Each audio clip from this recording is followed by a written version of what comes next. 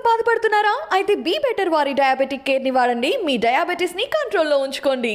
అందరికీ నమస్కారం అండి. ఈనాటి నా ఈ స్పెషల్ ప్రోగ్రాంలో భారతీయం సత్యవాణి గారు ఇవాళ ఐ డ్రీమ్ స్టూడియోకి వచ్చారు. ముందైతే వారికి వెల్కమ్ చెప్పేద్దాం. అమ్మ నమస్కారం అండి. నమస్కారం అమ్మా. చాలా ఏళ్ల తర్వాత మళ్ళీ మనం ఒక మంచి డిస్కషన్తో వచ్చేసాం. అవును కదా. Thank you so much ma'am. Really ఈరోజు మొదటి టాపిక్ ఏంటి అని అంటే, సామాన్యుల నుంచి సెలబ్రిటీల వరకు కూడా విడాకులు అనేది, డివోర్స్ అనేది చాలా కామన్ వర్డ్ అయిపోయింది. పెళ్ళైనది 10 ఏళ్ళక 20 ఏళ్ళక లేకపోతే 5 ఏళ్ళక అనే సమయంతో సందర్భం లేకుండా ఎప్పుడైనా కూడా విడాకులు అయిపోవచ్చు అన్నదానికి మానసికంగా సన్నద్ధంగా ఉండాలా అన్నట్టుగా అయిపోయే పరిస్థితులు. సో దీనికి అంటే కొంతమంది అడుగుతారు, మేము బేర్ చేయగలిగి ఉంటాయండి, చేయలేని ఉంటాయండి అని కూడా నాతో చాలామంది అన్నారు. నిజానికి మీ వరకు ఎంతో జీవితాన్ని చూశారు. మీకు సార్ దాంట్లో కూడా సార్ అస్సలు మాట్లాడరు, చాలా రిజర్వ్డ్గా ఉంటారు. అవునమ్మా. మీరు చక్కగా గలగలా మాట్లాడతారు. మీరు అందరితోనూ కలిసిపోతారు. సార్ చాలా రిజర్వ్డ్గా ఉంటారు. అవునమ్మా. మీ ఇద్దరు రెండు విభిన్న ధృవాలుగా ఉంటారు యాక్చువల్లీ. అయినా కూడా మీకు నచ్చేవన్నీ కూడా సార్లో ఉండకపోవచ్చు, సార్ దాంట్లో అన్నీ నచ్చే మీ దగ్గర ఉండకపోవచ్చు. ఇలాంటి టైంలో కూడా మీరు ఇన్నేళ్ల పాటు ఎలా మీ సంసారాన్ని ఒక తాటి మీద తీసుకొచ్చి లాగిచ్చారు అని అంటే, ఇన్నాళ్ళు ఏం చెప్తారు మ్యామ్? సొసైటీకి ఏం చెప్తారు? భలే గుర్తు చేసావురా. అసలు విభిన్న ధృవాలు, రెండు ఉత్తర దక్షిణ ధృవాలు కలవడమే గొప్పతనం. ఇప్పుడు బ్యాటరీ కూడా నెగిటివ్ అండ్ పాజిటివ్ పెడతారు చూడు, అదే కదా దాంపత్యంలో ఉన్న సంసారంలో సారమే అది. ఇద్దరు ఒకే రకమైనటువంటి దీనిలో ఉన్నారనుకో, దానిలో సారమే ఉంటుంది కదా. కాబట్టి రెండు భిన్న ధృవాలు కలవడమే గొప్పతనం కదా. ఇంకొకటి ఏమిటంటే, ఇందాక నువ్వు ఒక విడాకులు అనే మాట అన్నావు చూడు. అసలు అందరూ ఒక ఎంత తెలివి తక్కువగా ఆలోచిస్తున్నారు. ఒక్క సత్యం తెలిస్తే ఇలాంటివి జరగవురా. ఏంటంటే, భార్యాభర్తలు అనే తర్వాత ఎప్పటికైనా ఏదో సందర్భంలో విడిపోవలసిన వాళ్ళే. పని కట్టుకుని ఇంకా విడాకులు ఎందుకు? ఎప్పటికైనా జీవితంలో ఇద్దరు విడిపోవలసిన వాళ్ళే. అవును, ప్రకృతి సహజంగా. మళ్ళీ పనిగట్టుకుని మనం విడాకులను పెట్టుకోవడం ఎందుకు? ఇది ఆలోచిస్తే అసలు ఏమనిపించదు తాత్వికంగా. ఇక రెండవదంటావా, ప్రతిదీ కూడా ఇవాళ ఉన్నటువంటి తరం, నువ్వు అన్నావు సెలబ్రిటీస్ కానివ్వు, సామాన్యులు కానివ్వు, ఓపిక లేకపోవటం ఒకటి, ఎదుటివాడి యొక్క మనసును అర్థం చేసుకోలేకపోవటం ఒకటి, జీవితం పట్ల అవగాహన రాహిత్యం. ఈ కారణాల వల్ల ప్రతి చిన్న విషయాన్ని వాళ్ళు మనసుకు తీసుకుంటున్నారు. ఇప్పుడు నువ్వు ఇందాక అన్నట్టుగా భార్యాభర్తలతో మా జీవితాల్లో మేము కూడా ఎన్నో అనుభవించాం. అవునా? భగవంతుడు అసలు కలిపేది కూడా అలాగే కలుపుతాడు. ఇప్పుడు ఇందాక నువ్వన్నా ఆయన రిజర్వ్డ్, నేను గలగల అందరినీ కలుపుకుని మాట్లాడుతుంటాను. అసలు కంపాటబిలిటీ అనేది అలాగే ఉండాలి. అలా ఉన్నప్పుడు జీవితం కూడా అందంగా ఉంటుంది, ఆనందంగా కూడా ఉంటుంది. దేవతలు కూడా మన పురాణ ఇతిహాసాలు కనుక మనం చూస్తే, వాళ్ళు కూడా సరదాగా దెబ్బలాడుకున్న వాళ్ళే. ఈ రజో తమో గుణాలు సత్వగుణాలని వాళ్ళల్లో కూడా ఉన్నవే. వాళ్ళు కూడా మేమేం అతీతులం కాదని చెప్పారు కదా. ఇలా దెప్పి పొడుచుకోవటాలు, ఒకరినొకరు అనుకోవడాలు ఆనాడు ఉన్నాయి. కానీ అనుకోవటం, మళ్ళీ తిరిగి అర్థం చేసుకోవటం, మళ్ళీ అయ్యో నేను మిస్ అయిపోయాను నిన్ను అని చెప్పి మళ్ళీ ఒకరికొకరు సారీ చెప్పుకోవడం, ఇవన్నీ కూడా జీవితంలో ఒక అందమైనటువంటి సంఘటనలమ్మా. ఆ అందాన్ని, ఆనందాన్ని అనుభూతి చెందలేక, సహజీవనంలో ఉన్న మాధుర్యాన్ని తెలుసుకోలేకపోవడం వల్ల ఈ ఇబ్బందులన్నీ వస్తున్నాయి. Correct ma'am. ఇప్పుడు మీరు గొప్ప మాట అన్నారు, నాకు ఒక కొత్త క్వశ్చన్ కూడా పుట్టింది దీనివల్ల. సహజీవనం నిజంగా ఈరోజు చాలామంది అమ్మాయిలు అబ్బాయిలు కూడా పెళ్లి చేసుకోకుండా ఇద్దరు కలిసి ఒకే ఇంట్లో, పెళ్ళి ఒక్కటే జరగదు, మిగతావన్నీ జరుగుతాయి. మరి పిల్లల విషయంలో కూడా వచ్చే రోజుల్లో అది కూడా పెళ్లి కాకుండానే పిల్లలు కండం అనేది కూడా వస్తుందేమో, ఆశ్చర్యపోవాల్సిన అవసరం లేదేమో అనిపిస్తుంది. నిజానికి సహజీవనంలో అమ్మాయికి కానీ అబ్బాయికి కానీ సొసైటీలో లేకపోతే ఒక రెస్పెక్ట్ ఉంటుందా వీళ్ళిద్దరికీ? ఒకటి. రెండోది, వీళ్ళిద్దరి మధ్య నమ్మకం. ఏదైనా చిన్న గొడవ వస్తా వెళ్ళిపోదాం అంటే వెళ్ళిపోతుంది, నువ్వు ఇలా వెళ్ళిపో నేను ఇలా వెళ్ళిపోతాను అనేది ఎంతవరకు సమంజసం? అది అసలు ఎంత సేఫ్టీ అండ్ సెక్యూరిటీ ఉంటుందా సహజీవనంలో? ఉండదు. ఎలా అంటే సహజీవనం అనేది ఎందుకు చేస్తున్నారు? నేనన్న సహజీవనం వేరు. అవును, నాకు ఇప్పుడు ఈ అర్థమైంది. సహజీవనం అవును మీరు ఆ వర్డ్ అనగానే నాకు ఇది గుర్తొచ్చింది. అయితే ఒకరి పట్ల ఒకరికి నమ్మకం లేకనే కదా. ఎందుకు సహజీవనం చేస్తున్నారు వీళ్ళు? ఇవాళ వివాహ వ్యవస్థలో ఇప్పుడు అబ్బాయికి అమ్మాయికి చిన్న విషయాలు పడకపోతే విడాకుల వరకు వెళితే చాలా సమయం పడుతోంది. ఏది? కోర్టు కేసులు, పోలీసులు, కుటుంబ వ్యవహారాలు, ఆస్తులు ఇవన్నీ ఇచ్చిపుచ్చుకో, ఈ రకరకాలైనటువంటి కేసులు ఉంటే చట్టం చాలా పదునైంది కదా మన హిందూ వివాహ చట్టం. అలాంటి ఈ రిస్కులన్నీ ఎందుకు పడతాం అనేది ముందే వాళ్ళు అనుకుని భయపడి కదా సహజీవనం చేసుకుంటున్నారు. అంటే ఒకరి పట్ల ఒకరికి నమ్మకం లేకనే కదా. ఒకరి పట్ల ఒకరికి నమ్మకం ఉండడమే వివాహ బంధం. ఏమ్మా, ఆ నమ్మకం లేక ఇద్దరు కలిసి ఉందామండి. ఏవి కలిసి ఉంటున్నాయి? శరీరాలు కలిసి ఉంటున్నాయి, మనసులు కలిసి లేవుగా.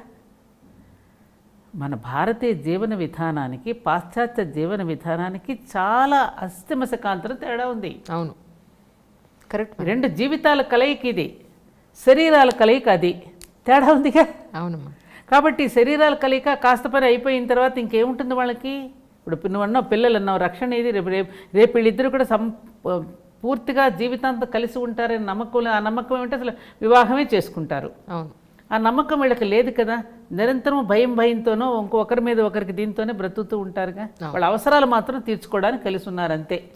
అంతేనా? కాబట్టి అది సెక్యూరిటీ ఉండదమ్మా. రేపు ఈ పిల్లలు ఏమవుతారో తెలియదు, రేపు ఈ పిల్లలు ఏదైనా అయితే ఎక్కడ పెరుగుతారో తెలియదు, తల్లిదండ్రులు ఎవరైనా చెప్పుకోవాలంటే పిల్లలకి ఇబ్బంది. ఇలా చాలా ఇబ్బందులు కొంతమంది పడుతున్నారు ఇప్పుడు. అలా సహజీవనం చేస్తున్న వాళ్ళు కూడా చాలా రకాల ఇబ్బందులు పడుతున్నారు. అవును మ్యామ్. అందుకని మన పూర్వీకులు, మన ఋషులు ఏమి తెలివి తక్కువ వాళ్ళు కాదు కదా. వాళ్ళు ఎలాంటి జీవితాలు ఎలా ఉండాలో ముందుగానే నిర్ణయించి ఈ దాంపత్య ధర్మం అనేటిది ఎలా ఉండాలో ఒక ప్రణాళిక వేసి ఆ ప్రణాళిక ప్రకారం వెళితే సమాజం ఆరోగ్యంగా ఉంటుందని కదా వాళ్ళు ఆలోచించి పెట్టింది ఇది. అలా ఆలోచించి పెట్టినందుకు కానీ ఇప్పటి వరకు కూడా అలా జీవించినటువంటి వాళ్ళ జీవితాలన్నీ ఒకరికొకరు త్యాగం చేసుకుంటూ ఒకరినొకరు అర్థం చేసుకుంటూ భిన్న అభిప్రాయాలు ఉన్నా కూడా ఒక్కొక్కసారి ఏకాభిప్రాయానికి రావడం, ఇవన్నీ మన జీవితాల్లో చూస్తున్నాం కదా. నువ్వు చూడలేదా? అమ్మ మదరాళ్ళందరినీ నువ్వు చూడలేదా? అమ్మమ్మని చూడలేదా? నాన్నమ్మని చూడలేదా? మేము చూడలేదా? మీరన్నట్టుగా మేము వివాహం అయిన తర్వాత భిన్నాభిప్రాయాలునే రకరకాల ఇబ్బందులు పడ్డాం, అన్నింటికీ లోనయ్యాం. కానీ తర్వాత అర్థం చేసుకోవటం అనేటటువంటిది ఉంటుంది కదా.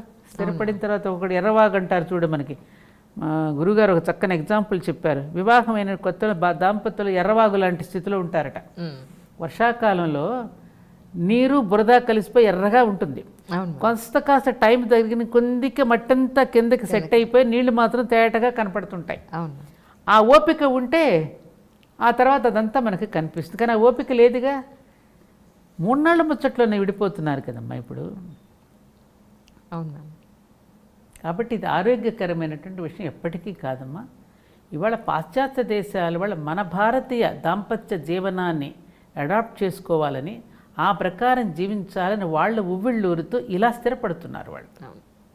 మా బామ్మగారు మాట అన్నారండి, మేము చాలా కాంప్రమైజ్ అయ్యి ఉన్నాం, చాలా కాంప్రమైజ్ అయ్యాం. అంటే జాయింట్ ఫ్యామిలీస్లో ఉన్నాం, మా అత్తగారు ఎన్ని అరలు పెట్టినా ఉన్నాం, ఎన్నో బాధ్యతలు నెత్తి మీద వేసి అసలు నాకు మీ తాతగారికి కూర్చుని కబుర్లు చెప్పడానికి కూడా లేనంత బాధ్యతలో మునిగిపోయి ఉన్నాం. ఇప్పటి పిల్లలు అంత కాంప్రమైజ్ అవ్వట్లేదు.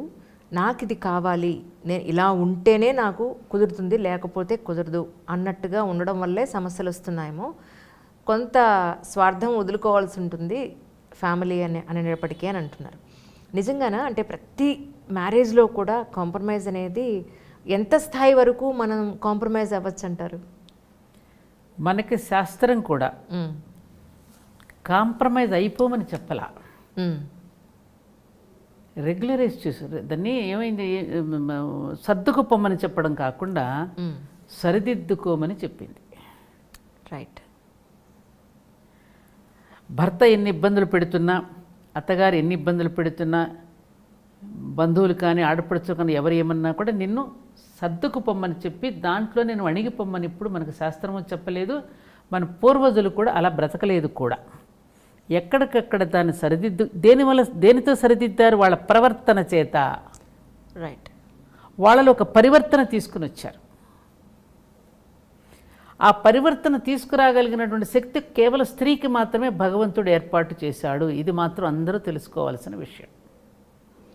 యాక్టివిస్టులు ఏమంటున్నారంటే ఇలానే స్త్రీ మీద ఇంకా ఇంకా ఇంకా భారం వేసేస్తున్నారు, ఈ పురుషుణ్ణి మాత్రం ఫ్రీ చేసేస్తున్నారు, ఇక వాళ్ళకేం బాధ్యతలు లేవా అంటున్నారు. కాదమ్మా, పురుషుడికి కూడా బాధ్యత ఎవరు నేర్పిస్తున్నారు?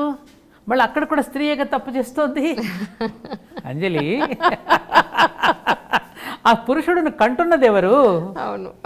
ఆ కంటున్నప్పుడు ఆ తల్లి పురుషుడికి చెప్పాలి కదా, నీకు భర్తగా వచ్చినా లేకపోతే నీకు కుమార్తెకు ఒకడు భర్తగా వచ్చినా నీ కొడుకు ఇంకొకడికి భర్తగా వెళ్ళినా ఎవరి దగ్గర తయారయ్యాడు ఇతను? అల్టిమేట్లీ మళ్ళీ అమ్మ దగ్గర తయారు, అమ్మ దగ్గరే కదా. అమ్మే కదా మొత్తం. పురుషుడిది కేవలం బీజప్రాయమే కదమ్మా. ఆ విత్తనం వేస్తాడు, వెళ్ళిపోతాడంతే. ఇక తర్వాత అంతా రక్త మాంసాలతో పాలిచ్చి పెంచి పోషించి అంతా చేసేది స్త్రీయే కదా. కాబట్టి కర్తవ్యం ఎక్కడున్నది? మళ్ళీ స్త్రీకే ఇచ్చాడు కదా ఈ కర్తవ్యం. కాబట్టి అక్కడ మళ్ళీ తప్పెవరిదవుతోంది? అంత మాత్రం చేత నాకేనా అనేటటువంటి లేకోకుండా దాని ఒక తపస్సుగా తాను తీసుకుని ప్రతి పురుషుడిని తయారు చేయవలసిన స్థితిలో తాను ఉన్నది కాబట్టి ఆ తయారు చేసేటటువంటి విధానంలోనే స్త్రీ అక్కడ తప్పటడుగు వేస్తే సమాజంలో అటువంటి వాళ్ళే తయారవుతారుగా. ఎంతమంది స్త్రీలు కొడుకులు తప్పు చేస్తున్నా కూడా వెనకేసుకొచ్చే వాళ్ళని మనం చూస్తున్నాంగా. మళ్ళీ అక్కడ కూడా తప్పు తన మీద మనం వేయడం కాదు. అవును, ఆ బాధ్యత ఆవిడిదే. ఆ చేయగలిగిన ఓర్పు నేర్పు ఆవిడకే ఉన్నది. అవును, అది మనం తెలుసుకోలేకపోతే. కాబట్టి వాడు ఎందుకు అలా ఉండాలి, నేను ఇలా ఎందుకు ఉండకూడదు అనే దగ్గరికి వస్తే ఎవరు నాశనం అయిపోతారు? పురుషుడి కంటే కూడా నువ్వు అధిక స్థానంలో ఉన్నావమ్మా. కరెక్ట్ అండి. అది ఆ స్థాయి నీకు ఇచ్చారు. ఆ మాట వాస్తవం. నువ్వు అనవసరంగా సమాన హక్కులతో వచ్చి నువ్వు ఒక స్టెప్ దిగజారుతున్నావు. నువ్వు అసలు దిగజారద్దు. నీ చెయ్యి పైనే ఉంది, వడ్డించే చెయ్యి ఎప్పుడు పైనే ఉంటుంది. ప్రతి స్త్రీ చెయ్యి పైనే ఉంది. అది మనం తెలుసుకోవాలి. మననెవరన్నా అణగగొట్టేది? అణగగొట్టే స్థితిలో నువ్వు అసలు ఎందుకు ఉండాలి? అర్థం. అలాగే ఇప్పుడు నేను నా జీవితంలో నాకు నేనుగానే ఏ మనిషిని చెప్పాను. గతంలో కూడా నీకు ఒకసారి చెప్పినట్టు నాకు గుర్తు. మా నాన్నగారు నాకు వెళ్ళేటప్పుడు, అత్తగారింటికి వెళ్ళేటప్పుడు రామాయణం ఇచ్చి పంపించారు. నీకు సుఖంగా ఉన్నప్పుడే నాకు లెటర్ రాయమ్మా, నీకు ఏదైనా బాధ కలిగితే నీకు సొల్యూషన్ ఇందులో దొరుకుతుందని చెప్పారు. ఓకే, నాకు దొరికింది సొల్యూషన్. ఎదుట వ్యక్తిత్వాన్ని కొంచెం మనం సైకాలజీని మనం అర్థం చేసుకుని ఆ ఎదుటి వ్యక్తి యొక్క అభిరుచులకు తగినట్టుగా మనం వాళ్ళ యొక్క ప్రశంసలు మనం అందుకోవాలి అంటే వాళ్ళ అభిరుచులు ఏమిటో తెలుసుకుని ఆ అభిరుచులకు తగినట్టుగా కనుక మనం ఉంటే వాళ్ళు అయిపోతారు. ఈ టెక్నిక్ ఇప్పుడు ఆధునిక యుగంలో పిల్లలకు తెలియడం లేదు. ఇది మనం ఒప్పుకుని తీరాలి. ఎందుకని? ఇప్పుడున్నటువంటి పిల్లలందరికీ కూడా తల్లిదండ్రులు ఇన్స్టెంట్గా కోరినవన్నీ ఇచ్చేస్తున్నారమ్మా.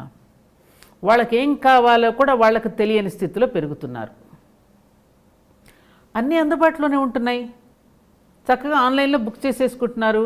అడిగినవన్నీ వచ్చేస్తున్నాయి. కొండ మీద కోతినైనా తెచ్చి పెడతానంటే అందుకని ఒకళ్ళు ఇద్దరే పిల్లలు.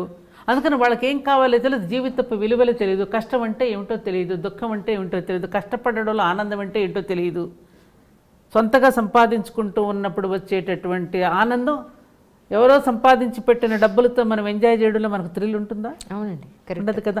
అందుకని ఆ కష్ట సుఖాల యొక్క ఆనందం ఏమిటో తెలియకపోవడం వల్ల ఒక చిన్న ఇన్సిడెంట్ జరిగిన వెంటనే విడాకులకు వెళ్ళిపోతున్నారు. ఇది నేను బాగా గమనిస్తున్నటువంటి విషయం.